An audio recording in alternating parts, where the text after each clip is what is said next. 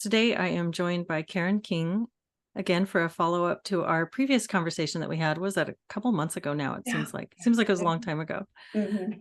And Karen, you are a counselor working in Washington State, and you focus on psychedelic assisted therapy.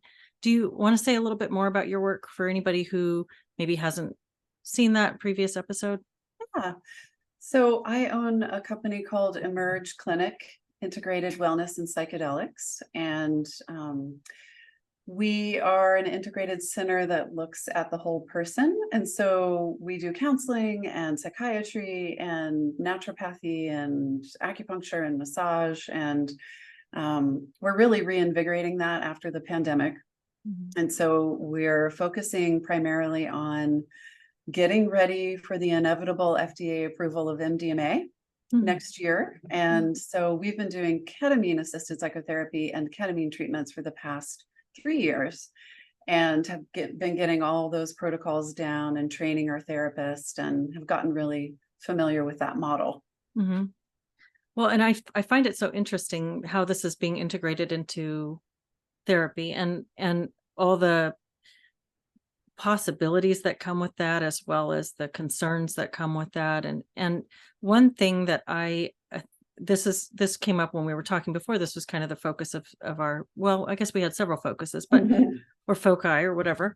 Um, we talked about social justice because that's what we've been talking so much about, Yeah. and how that's infiltrated the psychedelic field. Yeah. And it's kind of surprising to me, but then as we talked about it, of course it makes sense. It's kind of getting everywhere. But Yeah. you recently went to a MAPS conference, and what does MAPS stand for again? Yeah, it's the Multidisciplinary Association for Psychedelic Studies, and they Okay. are the organization that has sponsored many of the clinical trials with getting MDMA FDA approved for PTSD. Okay. Mhm. And so, yeah, I know you had some observations that came up, and I would love to hear what Yeah. your thoughts were about that. And feel free to start anywhere you like. Okay. Yeah. Yeah, I've been excited to talk with you about it because um, it's been an interesting exploration to feel like I'm on the outside of a majority within the psychedelic community, Mhm. which tends to be very, from my perspective, progressively liberal and has a lot of support of gender ideology and things that I tend to think more critically about. And then there's been sort of the demonization of Western medicine and a glorification of Indigenous science. And it Mhm. doesn't seem like there's been a real conversation between the two. It's just been um, very disruptive, has been the main focus, like most of the things in critical social justice. Mhm. And so I had a real goal going into this huge conference. So it was 12,000 people, which is Wow, three that is times big. as many as Yeah. 2019 when the last one happened, which tells you, there's a big cultural zeitgeist now and more clinicians, and there's like 700 more research studies now a year than there have been. Or it might even be 1,100. I was looking at Wow. clinicaltrials.gov about psychedelic studies. So there's just a huge organization, and there were 4 tracks, and it was plant medicine, which included like cultural practices and Indigenous elders. And then there's the neuroscience track, the clinical track, and the business track. And I really am interested in the business aspect because I think my personal belief is that the business will drive the clinical work. Whoever is putting money into whatever process or company, we as clinicians are going to be either responding to that or working with that in some Mhm. way. So I really wanted to see what the movers and shakers were doing. And I also had this other agenda because I feel like I'm such a minority critical thinker in this community that I put a little lobster on my badge. My husband bought it for me. He was like, I'm going to give you a secret signal, and maybe people will recognize what your lobster is, which is Jordan was Peterson. Jordan Peterson. Yeah. Subtle, right? That's It was really cute. subtle. That's a Yeah. really interesting symbol. Yeah, it was Yeah. subtle. And then Mhm. as I got in and I was alone, I went to the conference alone and I went to workshops alone, which was a fantastic experience to meet all kinds of different people and pretty daunting. even for an introvert extrovert like me. But I decided at the first ceremony, so it was the opening ceremony, 5,000 people in this auditorium, Governor Rick Perry spoke. Hmm. And people fled the room in protest. Interesting. And I heard, like before, there was a big buzz that he was going to be canceled. And I just thought it just galvanized me. I was so fascinated by this because he came and he gave a beautiful, impassioned speech about his support of psychedelic work. Oh, interesting. I was just wondering what the relevance was for him.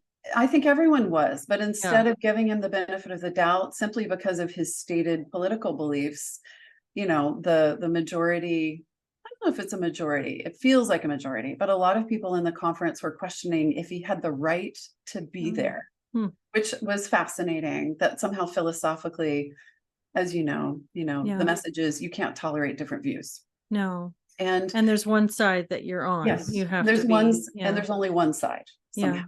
Yeah. And so I just got really impassioned at that moment, that my goal with psychedelic work has to be about facilitating conversations between perceived differences. Because if we're looking at it simply from a progressively liberal viewpoint, the people that need psychedelics the most from that viewpoint are the people that are closed-minded and Republican. And if they're so altruistically wanting psychedelics to be embraced, they need to learn how to have the conversational skills to facilitate that with the less enlightened people. And then also the other reality is that the way that this medicine is being introduced into our culture is through the medical model, through the VA, and through patriots, through a majority of Republican states, people in the services that have these more, quote, conservative, possibly, views. So I heard this man clapping intensely behind me when Governor Perry came out. And I was like, oh, I have to talk to him. Like, is he the only other critical thinker or conservative in this crowd of 5,000 people? And so I talked to him. I turned around afterwards, after Rick Perry shared this beautiful story of supporting a veteran through years of suffering through trauma. He actually brought this person into his home, the governor's mansion. Oh, wow. And searched for treatments for him, and finally came across MDMA. And that was the thing that has really helped him heal. And so Governor Perry has become a really strong advocate for the use of MDMA in the treatment of PTSD, which is wonderful. And so I asked this gentleman behind me, I said, okay, I have to know, why were you clapping so vociferously? Are you a moderate? And he was like, actually, I get made fun of by my liberal friends and made fun of by my conservative friends. But the reason I was clapping is how incredibly vulnerable it was for Rick Perry to be in this particular room with this particular audience. And I thought, what a great insight that we need to support tolerating these differences and inviting each other into each other's camps. Yeah, so somebody who goes out on a limb, go ahead and give them credit for that. And the irony that he was being canceled and he is supportive of the movement. Yeah, so that's so interesting. It's and when you said that from the progressive lens, if the progressive take is that the conservatives are closed-minded, why wouldn't they think that conservatives, why wouldn't they want to access that so that they and that's interesting because it highlights this bizarre contradiction in the thinking. And I was just speaking with somebody about this the other day. I guess I've spoken with a lot of people about it, but the idea that in my training, we were told that they knew that they weren't going to be training counselors who could work with Trump supporters. And I thought, how strange is that you just cut out half of the population? How can you do that? And why wouldn't you, if you saw those people as pathological on some level, why wouldn't you especially want to work with them? And not that you want social, and not that I want to endorse social engineering and let's change them, but there's just a fundamental disconnect there. Why, if you think that these people have something mentally wrong and that's why they think a certain way, why wouldn't you embrace them and help them? But instead there's a cutoff. There's just And I guess there's a lot of different directions you can go from there, but that cutoff you're describing is Yeah. it's really strange. It's strange, it's stark, and it's incredibly short-sighted. Because, if we really do feel like, and the research is showing that, sorry, there's a little fly around me. Yeah, all our open windows in the Yeah, heat. I know, it's so we get the hot. critters inside. Yeah, Yeah. yeah, so he wants to be part of the conversation. Okay. Is that, and actually, that's what I got really inspired to do, is to facilitate, hopefully, the insight with people, that we need to be able to have these conversations. And so every person I spoke with, which was hundreds of people at this conference, just in passing or workshops, I said, I've discovered I'm politically homeless. Mm, I'm a critical thinker, and I tend to be moderate, and I agree with some left things and some right things, if mhm. you need to even call it that.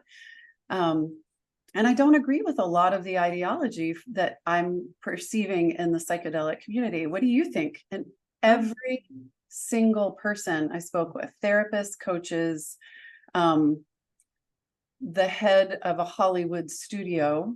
I Hmm. mean, I was running into all kinds of people. And you just made this part of your discussion with I just about just, everybody. yeah, I made it, I decided to make this part of the discussion to see who my peeps actually were, and if Yeah, my perception was accurate or not. right. Every single person agreed with me and said, I feel more moderately about this, but I'm afraid I'm going to be canceled. Wow. And how many people would you say that was? What's approximate, like 10? I spoke with at least 100 people. Wow. Wow. Yeah. Which, It's okay, quite a proportionally, sampling. yeah, in a 12,000 person conference. But these are like thoughtful pharmacy reps, business leaders, Hmm. therapists, underground coaches, musicians, retreat leaders. And again, like I said, an ex-Hollywood studio owner was there. I Interesting. mean, just a full range of people there. Oh, an Mhm. NBA, an ex-NBA all-star. Wow. Um, Interesting. just, yeah, it was such a fascinating conference. Yeah. But the big takeaway that I was excited to share is that I think there are more of us than I thought there were. Mm. And I think we have an ethical commitment, responsibility. I feel like Jordan Peterson right now. An ethical responsibility to learn to facilitate these conversations with people that we perceive are politically different than us, in Mm. order for the healing to happen. The Mm. research is saying these are so helpful. They're not Mm. going to be only helpful for half or less than half of Mhm. the country Mhm. or Mhm. the world. We need to be able to embrace, of course, it makes so much sense, all sides, in Yeah. order to support psychedelics. And also, I'm so impassioned about this, is recognizing that so many of these people that maybe are politically different than the therapists that are being trained in these very liberal programs, they're in need of moderate therapists that are not going to push their liberal views on them, especially when in such a vulnerable state with this under a psychedelic. Mhm. So Mhm. it Mhm. really galvanized me to start thinking and talking about this more openly with psychedelic therapists. Wow, that is really a lot of insight you gained Mm, through those discussions. And when you yeah, say that we need to learn how to have discussions with people yeah, we perceive to be politically different than us, yeah. what have you learned about how to do that? Well, I think I'm totally in the early learning stage, but the first step is to be vulnerable Mhm. and say, I'm not really sure I agree with these things. And Mhm. that's been huge for me because, as you know, I've been really scared to come out and be visible and afraid I'll lose my job or my business. And I'm shifting from that Mm. feeling pretty strongly because Mm. I as the ideology captures more and more and gets written into law, I do feel like I have a responsibility. Like, and Jordan Peterson has admonished us in the clinical field saying we need to speak up. And I feel that. So Mm. bravery is the first step.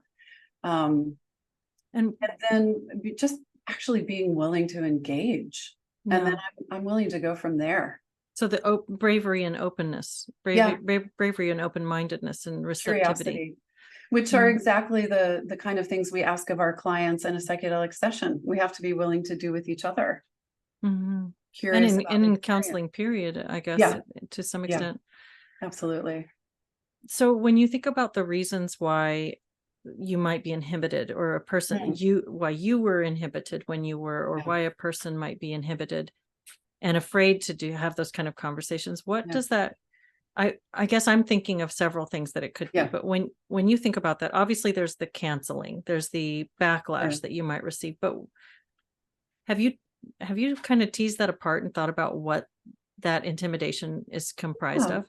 Yeah, you know, I definitely in my life have my own personal history of being the outsider, and Mhm. that's always uncomfortable. Yeah. So looking at myself like, is it really that I just don't want to be misunderstood or not liked?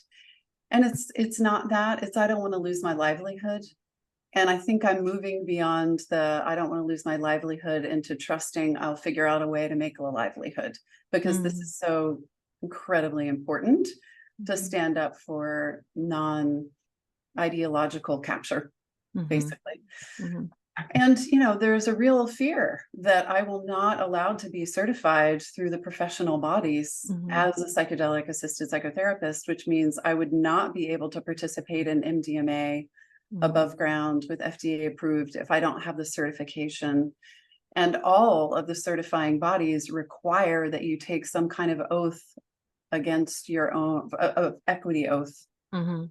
Mhm. And so, you know, we'll see when that crossroads, when I come to that crossroads. But I think for me, the beginning is having the conversations and ironically broaching the Yeah. subject. Oh, that's funny. Yeah. There's some irony for sure. Yeah.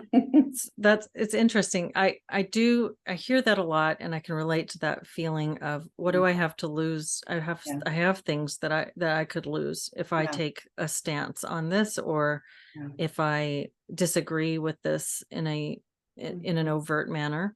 And Mhm. sometimes even if I refuse to agree, Yeah. Yeah. with this thing that I'm being asked to sign on to explicitly. So there's that tangible physical Yeah. fear Mhm. of impact. But I Yeah. think that there's also this other part of the intimidation that is this wavering of confidence. Maybe I'm wrong. Maybe they're right. Mm, Maybe there's so many of them. And then for mm. me, there was Yeah. this like checking, all like this sort of mental looping, where I'd Yeah. have to reconfirm for myself, no, I'm not wrong. Just because the whole room seems to be saying these Yeah. things, I still think I Yeah. still believe what I believe. But there was this difficulty Mhm. in finding that solid core, I Mm. think, Yeah. that questioning. And I think that's something that's really helped by finding other people Yes. that reality check you and say, Yes. no, I'm not crazy, this really is happening.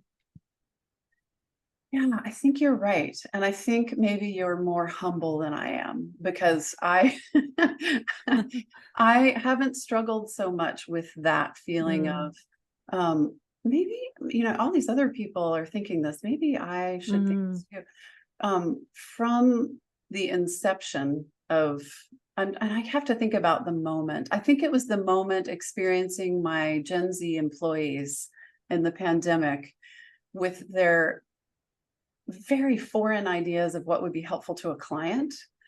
Um, yeah. that I had to slowly disentangle and realize, oh, that's critical social justice.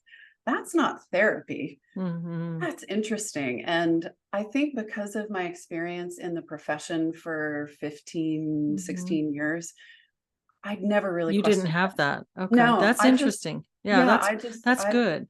That sounds yeah, really uh that sounds like it would be a better place from which to start in some ways, because you don't have as much of that internal struggle. And I think yeah, when I was, so you had that foundation, you saw the field, you were trained prior to all of this. For yes, me, my experience was kind of coming into it and going, right. wait, no, that I'm looking around going, is everybody else, are you guys hearing this? And this Yeah. sounds okay to you? I could see that, Leslie, Interesting. And because then you're like, going in and oh, you're expecting the experts to know there's an authority situation where they're imparting wisdom, and what they were imparting was was no, not making sense. it Yeah, didn't make any sense. And so, yeah. yeah, there was a process of Mhm, self-checking mhm. and gaining confidence that, no, I really do think that this is nutty what I'm being told right Yes, now. yeah, So, yeah, that I think was part of the fear of ostracism and fear of everybody else having such a smug, arrogant, Oh, yeah, yeah, this, you are wrong and you're going to be shut out. So it yeah, wasn't a challenge to my livelihood at that point, but yeah. it was scary. I can totally see that. Yeah, and I was very confused and angry for a Mm. year. Yeah, when you Um, first started seeing this come in. yeah, and dealing with employee attitudes and Mm. practices and just like it was being in an upside down world of what Mm. was thought to be helpful or useful for a client. Um, Yeah. I just felt like I was in another reality, and I could not understand why it would be Yes. helpful to protect a client from their feelings, Mm. when that is not the basis of counseling and in Mm. any way. So So when you were seeing this, it was coming mostly in from your students that you were yeah, training. yeah, And did you see that same smugness, that same like yes, arrogant yeah. self-assuredness about this? Yeah, and I would say that was the really confusing part was it was mixed in with this what felt like this employee entitlement. Entitlement. Yeah, Can you like say more about that? a sense of, well, I know better than you because I've been doing this for 2 whole months. Oh, And I understand that's a defense mechanism, perhaps, that is there's an imposter syndrome and a fear and stepping into a professional role.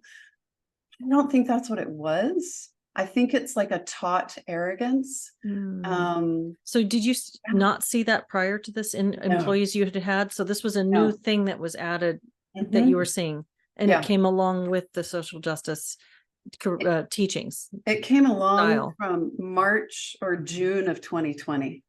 There was like a firm line of Mm. the pre and post George Floyd um, I in think hiring. that's something there that's really interesting, this employee entitlement and that smugness, and it seems to go along, and that I think that's the thing that was making me question myself in that environment. When you're somebody who's watching everybody around you gain this sort of Mm, confident posturing, yeah, and you don't yeah, have it, and you know that if you stand up you're going to be struck down yeah. because because there's such a self-assuredness with this, and it's imparted that way. It's very doctrinal.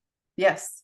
Well, I am thinking of the Barbie movie right now, Did you actually. watch it? I haven't seen it. No, Okay. I don't know if I'll be able to bring myself to, Yeah. honestly. Speaking of indoctrination, what I have seen is Megan, whose name I can't remember her last name, of the Unspeakable podcast. Mhm. Um, I really love Know it. her Okay. approach. She took the feminist doctrine speech of America Ferrera and made it into referring to men Oh, interesting. and how we would never accept that from Oh, a wow, man. that's cool. So she Yeah, really held that up yeah. as a Mhm. contrast. Yeah. Interesting. Hmm. But that what I'm thinking about is that posturing and that confidence and that assurance of, there is a patriarchy and there are Right. disembodied spirits that float around and land in our bodies and tell us what gender we are. And, Right. anything else from these ideas, you're hateful and Yeah. harming me. There's this indignant, it's almost petulant Yeah. indignance. That's what I felt. Indignation, that's a really Mhm. good way to frame it. Yeah, it's From my resentful and employees. indignant. Yeah. Yeah. Yeah, so that and so that brings me to an interesting event after having this experience all throughout the conference, of really being encouraged, people that I would not expect to have more moderate views. Um, there's the ending piece of the conference, and it was Rick Doblin, who's the head of MAPS, and he was kind of being celebrated as the pioneer, which I think a lot of people are in great awe of his work over the past 20 years. He sued the DEA like 3 times. He's done all these things to really make psychedelic medicine viable in a medical model Mm, and therefore give more access to it mm, and safe access. And we the first hour was all Indigenous music, mm. and you know, Indigenous American? Native no, American? no, No? some Native American, but Indigenous, like Brazilian. I think there Okay. was a Asian, and I think So I don't lots of think, cultures were being celebrated, but Well, Indigenous cultures were being celebrated. Okay. Okay. Yeah, and I always think that's interesting is, I'm particularly attuned to the vilification of Western medicine. I just think Mm-hmm. it's so fast that I experienced that so much in my Naropa training, Mm-hmm. where they were in this model, but wanting to dismantle the validity of a medical approach.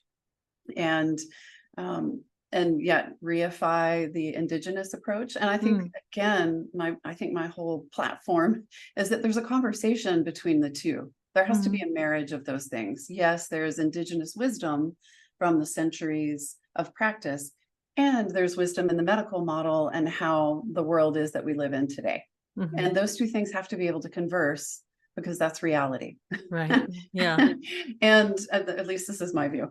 And so I was curious why there weren't any, I don't know, what would be labeled as white Western music offerings. But okay, that's fine. This indigenous music is very tied into plant medicine. That makes sense in some way. But then there were activists that came in and disrupted and would not let Rick Doblin speak. Oh, And interesting.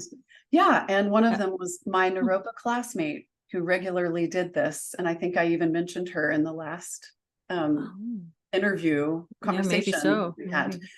Maybe. She was shaming in our group, she was shaming the researchers for using classic anthropological language like cult. Mm, And um, and so she disrupted this conversation or this speech. She was going to say, thank you for coming, and yay, we're celebrating psychedelic medicine.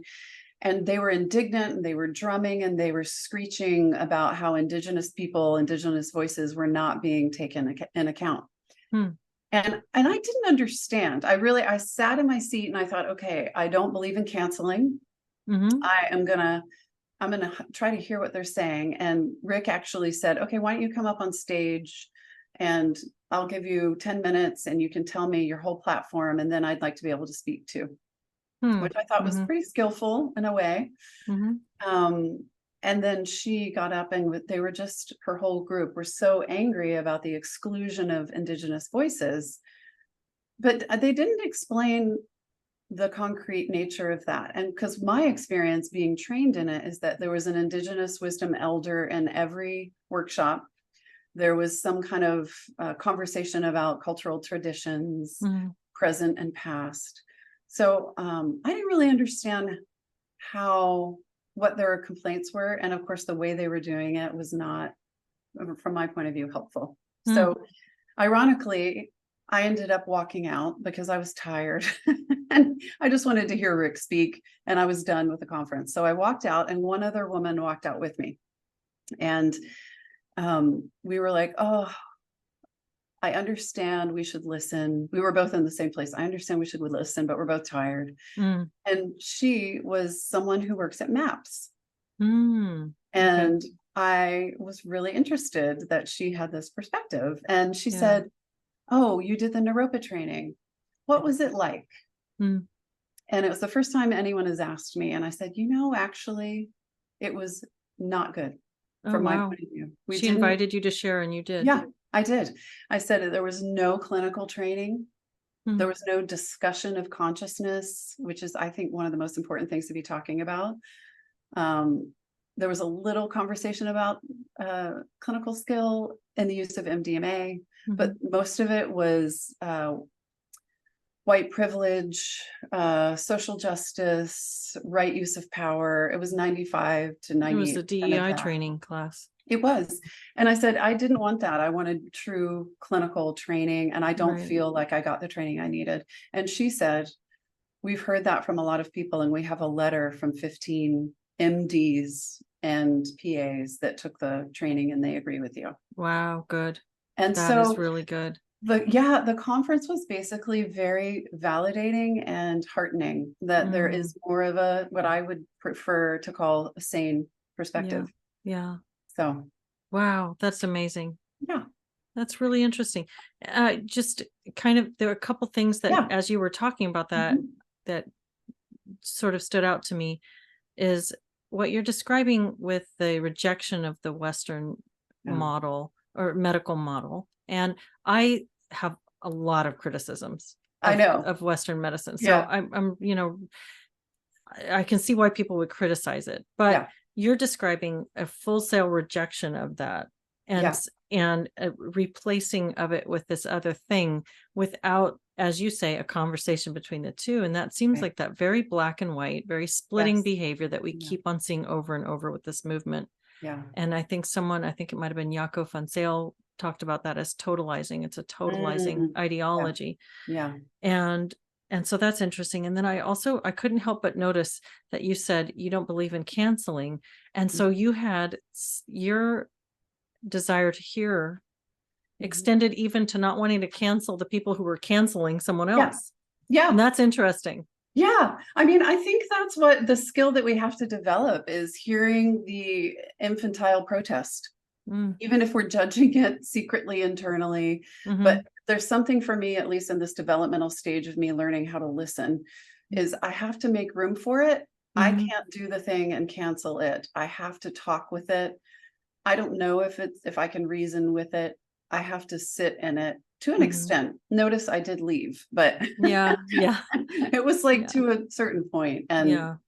I want to go back to what you said about totalizing. It reminds me of someone being interviewed on trigonometry at some point about saying that the goal is total disruption Hmm. without any replacement process. Hmm. And that will never work in a society.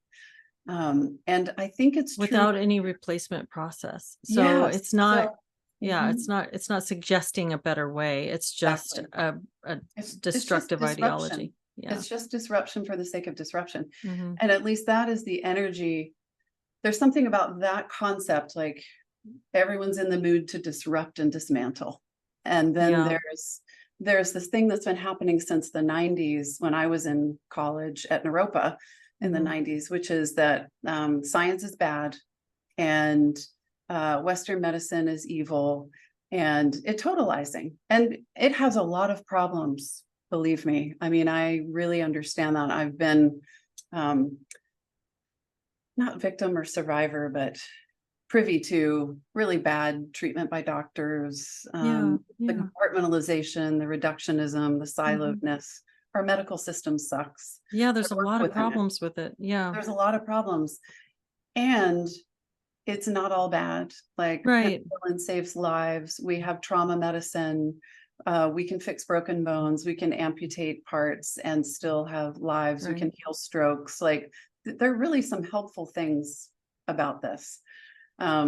We can't just say it's all bad and then glorify some, like, let's live on a commune and commune with the spirits and only eat what falls off trees. Like, to me, that doesn't seem realistic either. Right.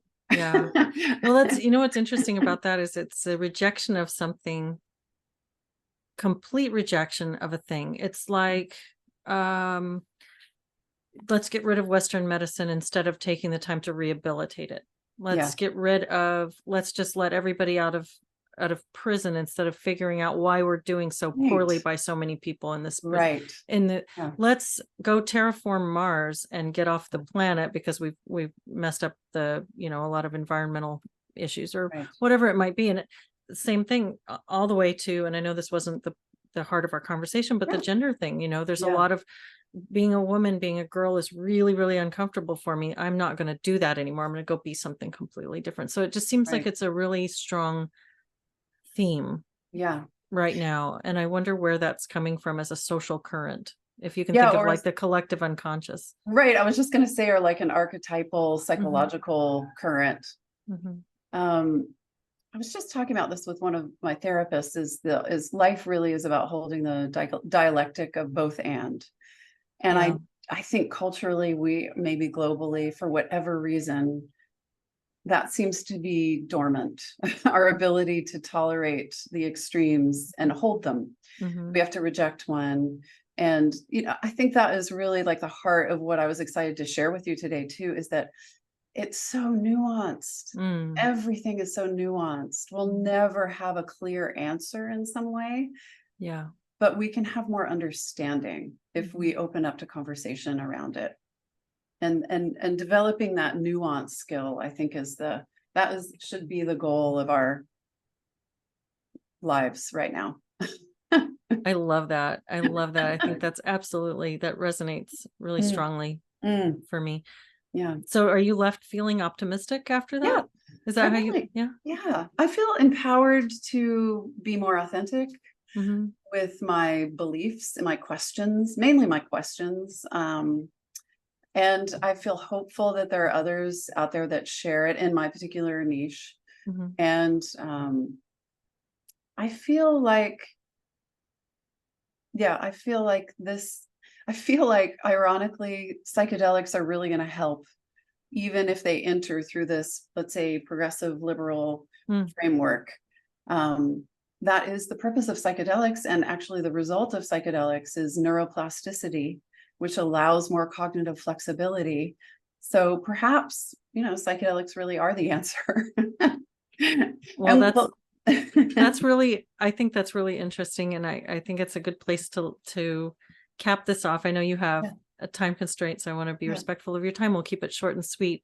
But yeah. there is perhaps something, I don't know if you'd be interested in exploring this with me, Mm, maybe a follow-up.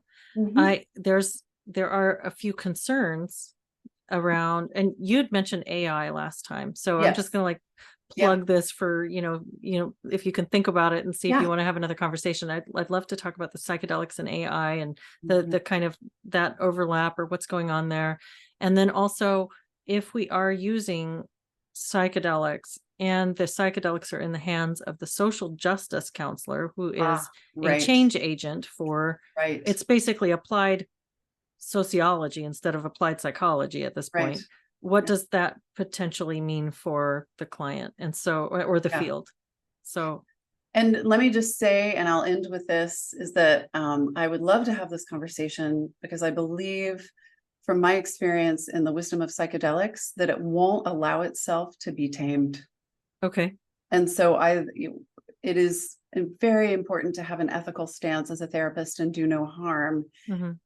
And there is a really powerful healing force that we can't sway either way, Okay. fortunately. So Well, that's even let's more talk about that. optimism. So I like it. Thank you. Yeah. Yeah, let's talk about that next time. I'd love that. Yeah, I would too. Thank you, Okay. Karen. I really Yeah. appreciate you taking the time to talk with me today. Thank you.